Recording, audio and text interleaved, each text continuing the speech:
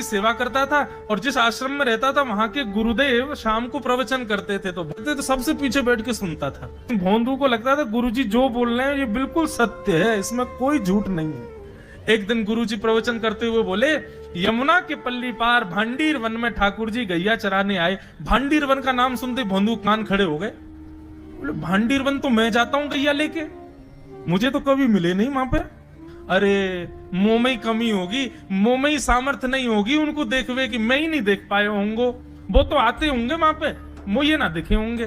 भोंदू ने पहली बार जिज्ञासा करी, गुरुदेव ठाकुर जी दिखते कैसे हैं?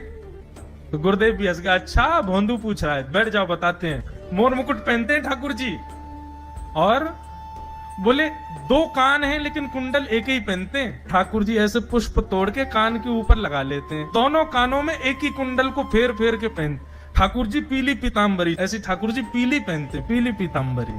माला कैसी पहनते हैं? ठाकुर जी ऐसी पहनते हैं पूरी पैरों तक जाए। ये देखो गुरु जी कह रहे हैं तो निश्चित है भांडीर वन में आते हैं ठाकुर जी। भोंदू अपनी गैया लेकर के भांडीर वन पहुंच गया। गैया चर रही थी, अब भोंदू ढूंढ रहा है, कभी वृक्ष के नीचे जाके देखे, कभी कहीं देखे, कभी ढूंढे कहीं से चंदन की सुगंधी आ जाए। गुरुजी बता रहे थे उनमें से चंदन की सुगंधी आती है, क्या पता कन्हैया यहीं कहीं हो। इतने भाव से, इतने प्रेम से और इतने भोलेपन से ढूंढने लगा ठाकुर जी को, और ठाकुर जी नहीं मिलते ना तो अपने आप को ही कोसता, मुंह में योग्यता ना होगी यही मारे ना मिल रहे, ठाकुर जी तो यही है। गुरु जी की बात गलत नहीं है, ठाकुर जी तो यही है। उसके उस सहज भाव पर, उसके उस सरल भोंदूपने पर ठाकुर जी रीझ गए। और इतने में ही भोंदू हताश, निराश, उदास बैठा था, खुद को कोस रहा था, मुंह में योग्यता ना है, मुंह ठाकुर जी मिलना है रहे। इतने में ही देखा सामने से असंख्य गायों का झुंड आ रहा है, और भोंदू ने जैसी उन गायों को देखा, ऐसी गाय कभी देखी नहीं, अलग गाय, सींग चमक रहे हैं, सींगों के ऊपर के भाग में सोने चांदी मढ़े हुए हैं, ऐसी ऐसी सुंदर सुंदर तंदुरुस्त गैया। तभी देख रहा है भोंदू पीताम्बरी पहनी है, गले में वैजंती माला धारण की है, सिर पर पाग पहनी है, एक कान में कुंडल है, मंद मंद मुस्कुरा करके दतुइयां दिखा रहे हैं, कटाक्ष नेत्रों से कभी इधर देख रहे हैं कभी उधर देख रहे हैं, अपनी वेणु को कमर में कस करके गैयाओं के गले में गलवैयां डाल करके श्याम सुंदर भोंदू की तरफ चलते भय आ रहे हैं। ये दृश्य देख कर के हाथ पांव कांपने लगे भोंदू के। उसको लगा मेरे पास तो आएंगे ही नहीं, है वहीं से मुड़ जाएंगे, अब मैं उनके पास जाके उनको असहज नहीं करूंगा, यहीं से देख लूं, यहीं से प्रणाम कर लूं। लेकिन जैसे जैसे प्रणाम करके ऊपर देखता, ठाकुर जी और पास आ रहे, और पास आ रहे, और पास आ रहे। जैसे ही ठाकुर जी आकर के बैठे, भोंदू के पास शब्द नहीं है, हाथ पैर कंपित हो रहे हैं, उसको सूझ ही नहीं रहा करूं क्या मैं, इनके लिए क्या बिछाऊं, कहां बैठाऊं। ठाकुर जी ने अपने आप ही भोंदू के गले में हाथ डाली, अरे तेरा नाम कहा है? जैसे ही ठाकुर जी ने नाम पूछा, भोंदू अपना ही नाम भूल गया, बोले मुझे याद ही नहीं मेरा नाम क्या है, पर प्रेम से सब लोग मुझे भोंदू बुलाते हैं। अब तो भोंदू नाम सुनते ही ठाकुर जी ताली दे दे के हंसने लगे, तेरा नाम भोंदू है? बोले हाँ मेरा नाम भोंदू है। और ठाकुर जी आपको अच्छा लगा? बोले हाँ बहुत अच्छा लगा। आपको नाम कहा है? ठाकुर जी बोले तुम वो ना जाने? बोले जानू तो ना हूं, लेकिन गुरुजी ने जैसो रूप बताया वैसो ये आपको, तो आप कहीं नंद नंदन तो नहीं हो? ठाकुर जी बोले हाँ मैं नंद नंदन नहीं हूँ, यशोदा जी को लाला, नंद जी को लाला। भोंदू बोलो जय हो भगवान, आज आपके दर्शन है गए। गुरु जी और सब बालकन को तो आप शायद रोज ही मिलते होंगे, लेकिन मैं ही अभागो, मुँह को आप आज ही मिले हो। ठाकुर जी बोले अब चल बात मत बनावे, जल्दी कछु खवा, मुँह को भूख लग रही है। भोंदू एक कपड़े में रोटी बांध के उसमें मिर्च और गुड़ रख करके लेके गया। 2 रोटी थी।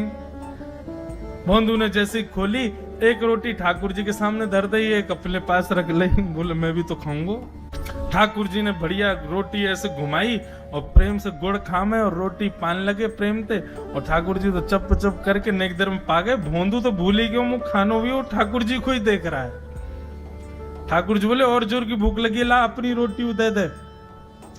भोंदू बोलो मुंह को भी भूख लगी है। बोले अच्छा चल आधी आधी खा ले, या मैं आधी तू खा ले आधी मैं खा लूं, दोनों खा लिए। कल तो नेक्स्ट से ज्यादा सी रोटी ले आइयो, भूख ज्यादा लगे, और सुन यही समय आइयो, मिलूंगा कल भी तोते। ठाकुर जी अपने मार्ग पर चले गए। भोंदू इतना प्रसन्न है, बोले आज मुझ को ठाकुर जी मिल गए। गुरुदेव के प्रवचन का समय हो गया, भोंदू पीछे जाके बैठ गया, अपने गुरुदेव को प्रणाम करे, इनकी कृपा से ठाकुर जी मिले। उसने किसी को नहीं बताया, उसको लगा सबको ही मिलते हैं भगवान, मुझे ही मिले हैं बहुत दिन बाद। दूसरे दिन भोंदू खूब सारी सामग्री रसोई घर में इकट्ठा करके जाने लगा।